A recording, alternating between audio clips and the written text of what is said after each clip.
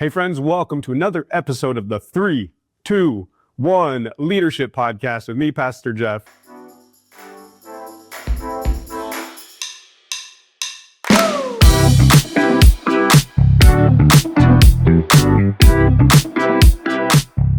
It is my joy and honor that you hang out with me and spend time with me, growing our leadership together. I'm growing alongside you as we go on this journey, and my goal always is to together, I'm doing this with you, you and me.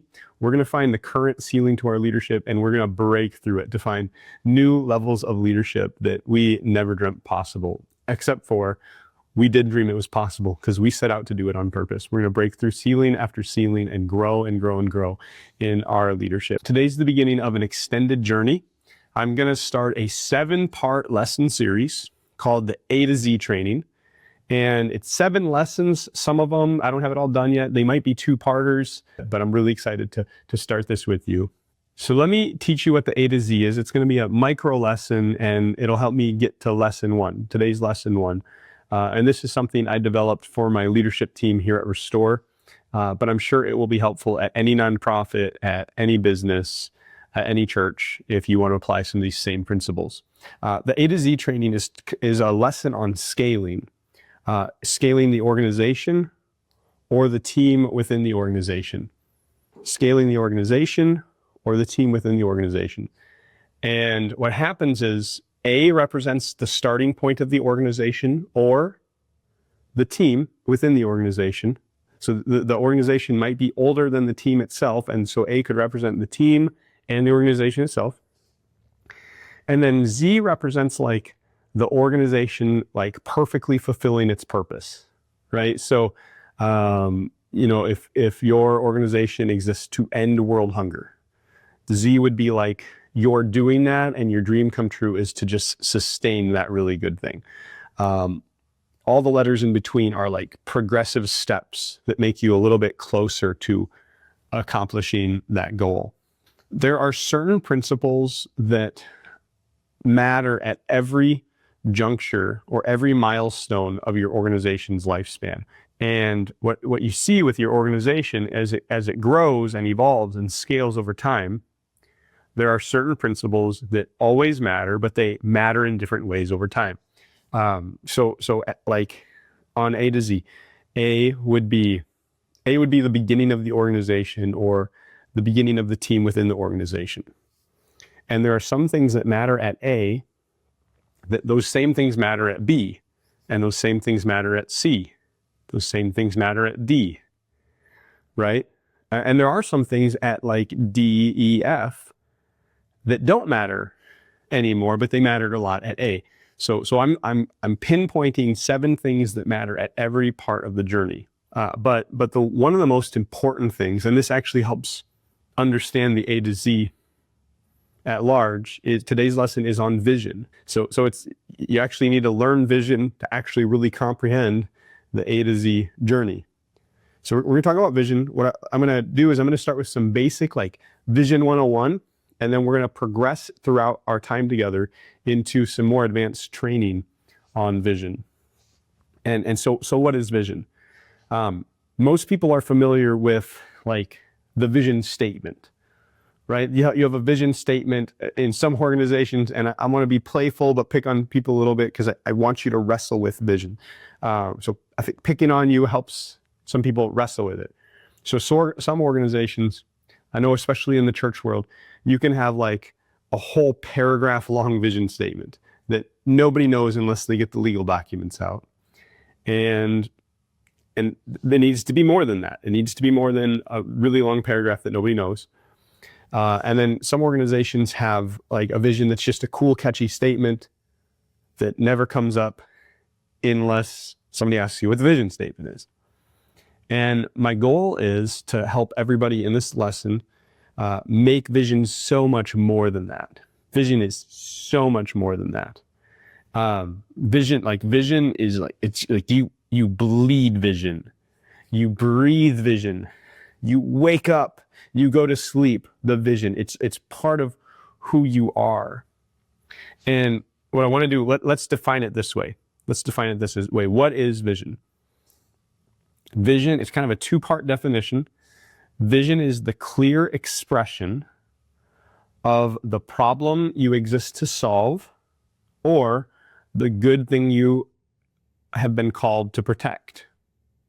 It's kind of a two-part definition because most organizations or teams within the organization, most of them exist to solve a problem or to protect something, right? I mean, that's the reality. Like your organization might exist to protect endangered species.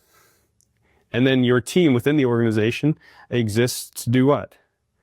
To help the organization accomplish part of protecting that endangered species. Like the vision is like, we will make rhinos unkillable, right? Then that could be the vision statement. And everybody in the organization, you live, you breathe, you bleed to protect the rhinos. You want to protect something. Or there's a problem you exist to solve, like world hunger. Our organization exists to make sure that no person in the entire world ever goes a day without food. And so everybody within the team or the organization, they have a vision. We live to make people well fed. Or in a church organization, like I'm a part of, the vision is something to do with the Great Commission. We exist to make disciples of all nations. We exist to make heaven crowded and hell empty. That's the vision. That's what we're here for. And it's a big deal. And the reality is vision is rarely comfortable. It's probably always costly, at least if it's a vision worth giving your life to. And it's the kind of thing that when you really grasp it, like just deep, it's something you'd rather die than quit. That's the kind of vision. That's the kind of vision I'm pitching to you. I'm a visionary leader. It's one of my favorite things. And before we go any farther, I want to let you know I have a tendency to overwhelm people with vision. If you start to feel overwhelmed, pause this. Make sure you come back to it because everything in this lesson is very important. And I have some good news for you at the end that will make it less overwhelming. So I'm going to because this is my thing, I'm just going to go full steam ahead. And then I'm going to take care of you at the end. So don't freak out if we go too crazy. When it boils down to it, it's really the why behind it all. Great leaders before me have said, and I wish I remember which one said it first, but people will work for a what, but they'll give their life for a why. People will work for a what, but they'll give their lives for a why. And that's vision. That's vision. And what I want to do is I want to take vision beyond just that statement. I was picking on people a little bit ago in this episode about how sometimes it's just the statement that only comes up with somebody asks or you get out the paperwork.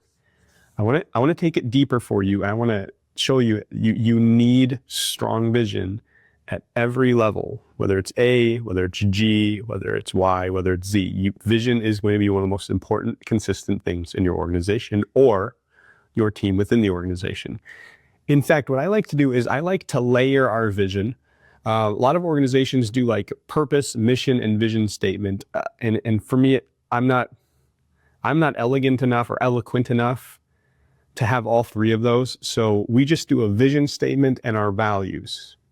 We don't have purpose statement really that we use, and we don't have mission statements. We just have our vision and our values, but we layer our vision. So here's what this looks like at Restore. If you're in Restore, if you're part of my team and you're watching this, memorize this if you haven't already. Our vision is to lead people to love Jesus and live fully surrendered to him. If you're part of Restore, drop that in the comments.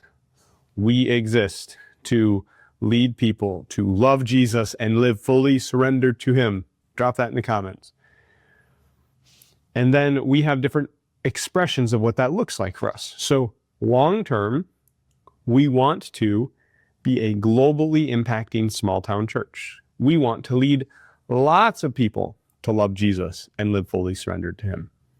And so that's a layer of our vision. It's not, we have two visions: lead people, love Jesus, live fully surrendered to him, and globally impacting small town church.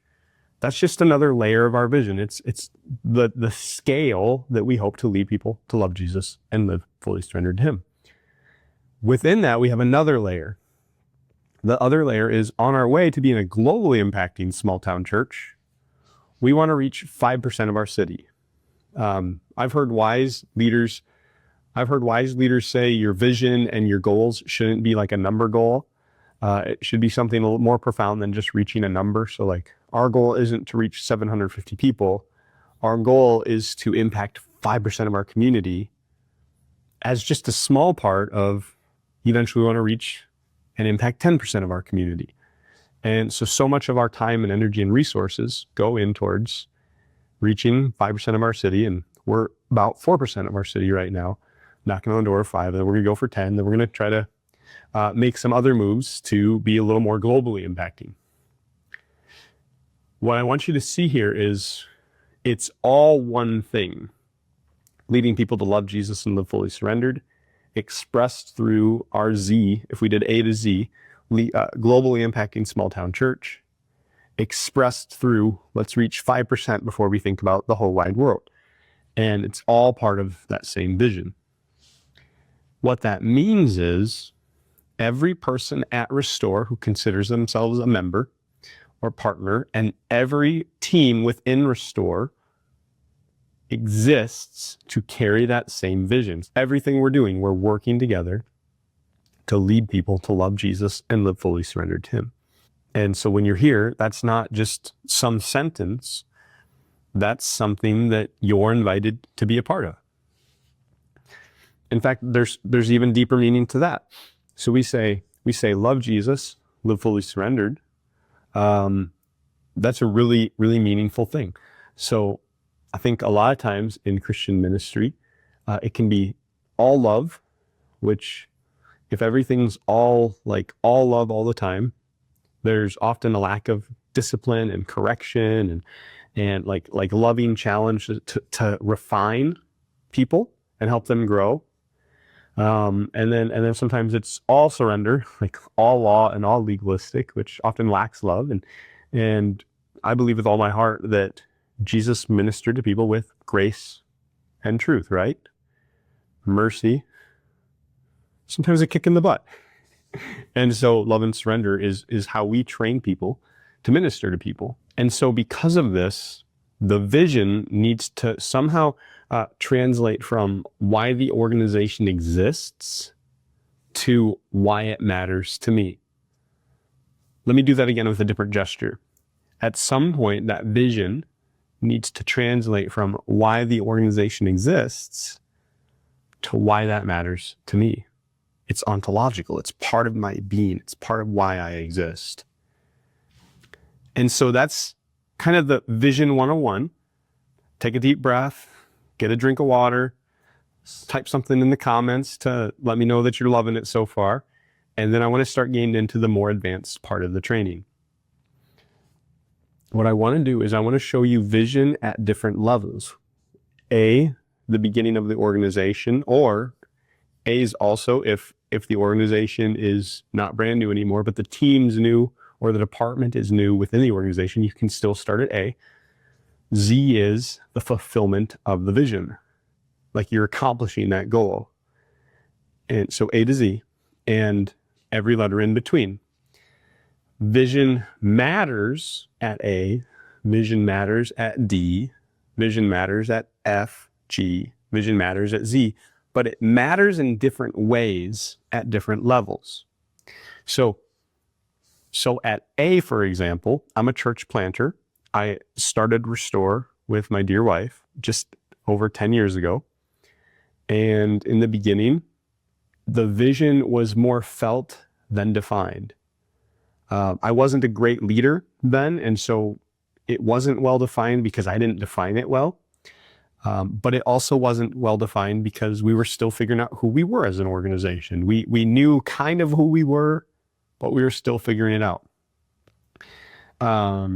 You might be a terrific visionary who has absolute clarity way at the beginning, But even then, I would argue personally that it's still very much felt, regardless of how defined it is. Everybody there kind of has everybody who's going to be massively involved, at least, there's like, it's like they can just feel that vision in the air and that purpose in the air. And that's what will kind of gather people together in the beginning. But what happens is over time, it needs to be clearer. It mattered, but it didn't have to be as clear early on. You had lots of grace because people felt it, but then eventually people need to hear it and see it and catch it and carry it and pass it along with you. And so as a leader, they're going to need you to be increasingly clear and consistent about vision, because as one of my favorite leaders says, vision leaks, mission drifts, vision leaks. And so then, like, let's say you went from letter A to letter D. Vision still matters. In fact, let's go back to A for a second. At A, it matters so much because it's whether it's clearly stated or not, it's why you started. And even if you have a team within the organization, it's why you started. A really fun, simple example. At Restore, we're in the process of starting a parking team. And the why matters so massively right now. We want to lead people to love Jesus and live fully surrendered to him.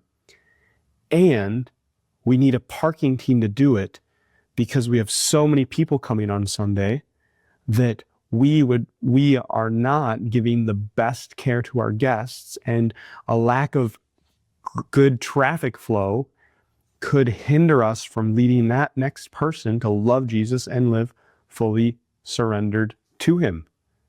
And it's a massive, massive thing. So that team is going to help lead people to love Jesus and live fully surrendered to him through hospitable traffic flow. And that's a big deal. And people right now can maybe feel the chaos of the traffic as they join the team, and they can join the team and help solve the problem, and they feel it. But in the future, when it's at level like D or E and it's a little more well-defined, new people don't see the old problem because it started to solve the problem, right? And so new people who join the team need you as the leader to more clearly express it. Hey, I want you to know, like, what you're doing is so much more than guiding traffic or helping people find parking spots. If we didn't have this team, there would be somebody that we might not have been able to lead to love Jesus and live fully surrendered to him, because the chaos of the traffic might have led them to drive straight through a parking lot into some other place, or maybe not even go to church. Maybe that was the one day they went to church. The one day. And they're like, never mind, I tried it and it didn't work. I'm not trying church anymore. But again, go back to the letters. So it's like, if it's at D or E or F or G, where the team's a little more developed and more defined, new people don't even know what the world without that problem that you're solving effectively really looks like. So what happens here at D, and the letters are very general, like you could be D or E or F based on, how you view things in your own team or your own organization. Your role as a leader becomes more of a vision caster, or I like to say vision translator. So if you're a team leader serving under an organizational leader, you don't have to make a vision. The vision's already given by the organizational or directional leadership team. So you don't have to have like this big strenuous assignment of, you don't need to have this big strenuous assignment of like, oh no, I have to write the perfect vision statement. No. You just need to know how your team helps that bigger vision become a reality and translate that to your team. Does that make sense? And if you're struggling with that, talk to the leader above you who sets the vision for the team, or talk to a group of leaders, or try to have a meeting with different leaders who are in charge of vision. Like do whatever you need to do to get vision clarity so that you can interpret how your team or department or whatever, or your own leadership helps translate that vision into the smaller workings of your team. Now it has more layers. So maybe you get to J, and the whole organization is a little more complex, and or maybe your team is bigger, or any number of things change. By the time you go from A to D to J or whatever, there's going to be more resistance or more natural confusion or chaos, which means more intentionality on the vision. So vision always mattered. It matters more now than it ever has before. And the vision can't just be championed. The vision can't just be championed by like the key leader or key leaders. The vision needs to be championed and carried by the team members. And I want to pause and interrupt myself for a second here. At every stage in the game, you're going to be healthier by having everybody on your team capable of carrying and championing the vision.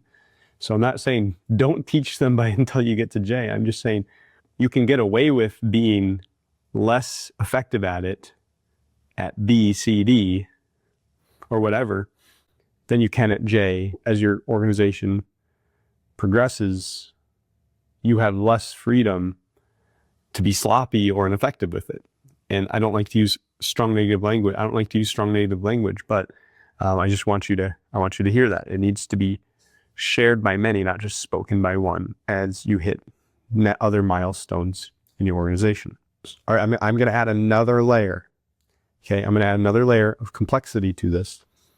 And if you're on my leadership team, we're going to do breakout sessions on this next time we have our gathering in person. Your organization, so think about your business or your nonprofit, think of your church if you're part of my team. Your organization will be the average of all of the teams. So if one team is at A and one team is at H and one team is at C and one team is at like X, right? The organization itself will be the average of where everybody else is at, or at least the like primary teams that move the organization forward. And if by some chance your organization is at Z and then a lot of the teams are way behind, there's probably people struggling terribly to keep it at Z. And I probably wouldn't be at Z. Let's go back. Like if it's at like W, there are people struggling, or you're like one bad day away from things falling backwards. And so what you want to do is you want to collaborate with other teams and other leaders to the best of your ability. I don't know your organization structure, but to figure out like what, if I feel like I'm at B or C in vision, what do I need to do to get to where the rest of the average is at? And so there's probably somebody ahead of the curve. They're probably going to be the ones to help you kind of catch up in a way that suits your organization. We're doing organizational training on this to try to help everybody progress together. But this is so important because we want what?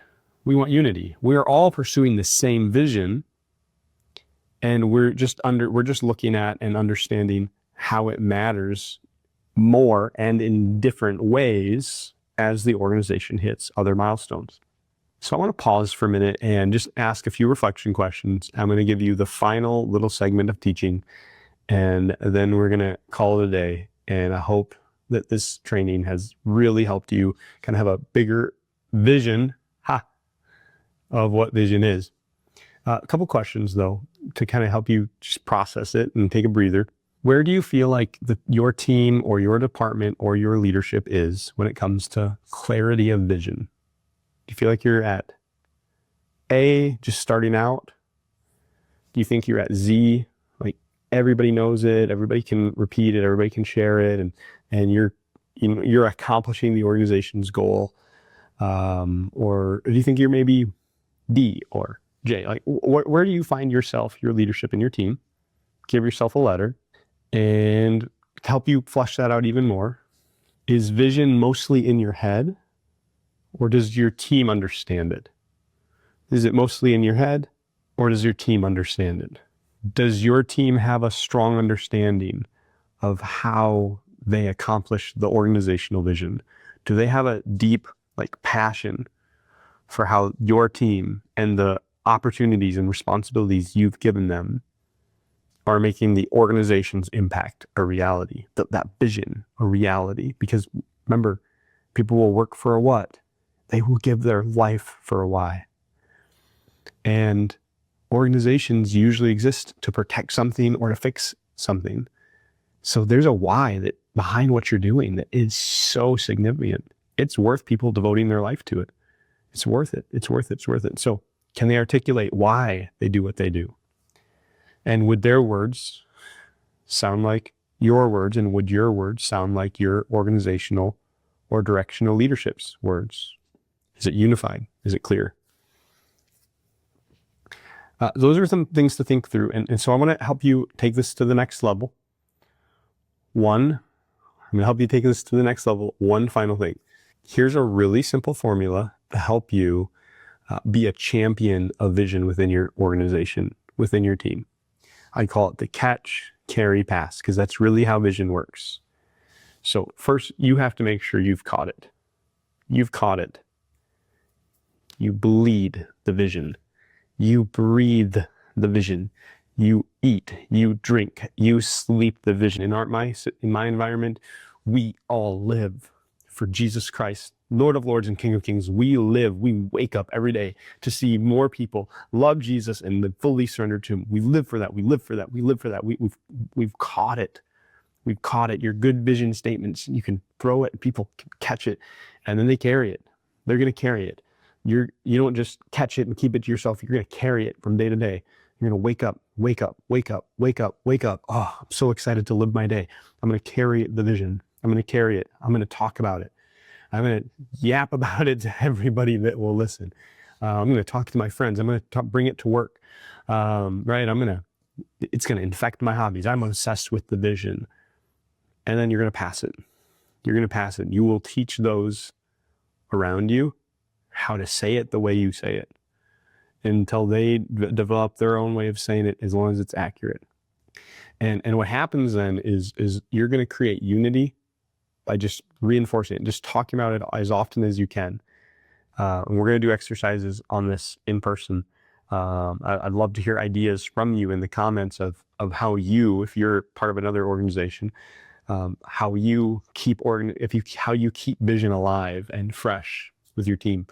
I'd love to hear that. But you need to catch, carry, and pass. Otherwise, what can happen, and I've seen this happen. I've seen churches split because of this. There's the same general goal of leading people to Jesus, but a different vision of how to do it between two strong leaders. And you have a vision tug of war until you actually rip it in half. And so clear, consistent, catch, carry, pass it. And that's so critical with vision. And then we have values, which we'll talk about another day. But one of our values is ownership taking. That's our 9th core value. We have 9 values. That's the 9th of 9. And we say, take ownership, carry the vision, know the vision, pass the vision, as if you were an owner of this organization. It's God's organization, but act as if you own it. You're stewarding it for him. That the vision of this organization, of this ministry, of this missionary organization, that's your calling in life. You own this, you live for this. Now, this is some of my favorite stuff in the whole world, so I could talk about this for days. All right, guys, let's bring it home. What is vision? Vision is a simple or clear expression of what your organization exists to protect or the problem it exists to solve. That's what vision is. Vision is the why. It's the thing that we can give our lives to. It's so significant. It's so significant. If it wasn't, you wouldn't be invested in it like you are right now. What's the vision? It's the clear expression. It's the simple expression of something difficult, something complicated, but something worthwhile. It matters at every level of the organization's growth, but it matters in different ways, and it matters more as the organization grows. That does not mean that every leader on every team, every department needs to come up with a vision. just means you need to catch it. You need to catch the vision, understand how your role helps carry the vision. And then you need to intentionally not just catch it and hold it, but carry it and move it forward in your daily life and in your leadership and in your team. And then you need to pass it. You need to equip your team to catch it from you, to receive it from you, to be a champion of it with you. And then you just keep doing it. And as your organization grows, you find creative ways to scale it up and keep it in front of them more and more and more and more. Because why? It's so significant. It's so significant. You bleed it, you breathe it, you eat, you drink, you sleep the vision, might even give your life to it. And so thank you so much for spending some time with me unpacking vision. Hope this has helped make vision more than just a slogan for your team, your organization, but a way of life. And guess what? I think all of us maybe just got a little bit closer to breaking through a ceiling in our leadership. And when your leadership grows, the people you lead are blessed so much because you're now more equipped to help their leadership grow. And then when we know what happens when our leadership grows, a lot of times we find ourselves learning things that Jesus taught a long time ago, becoming a little bit more like Jesus. And I am all for that.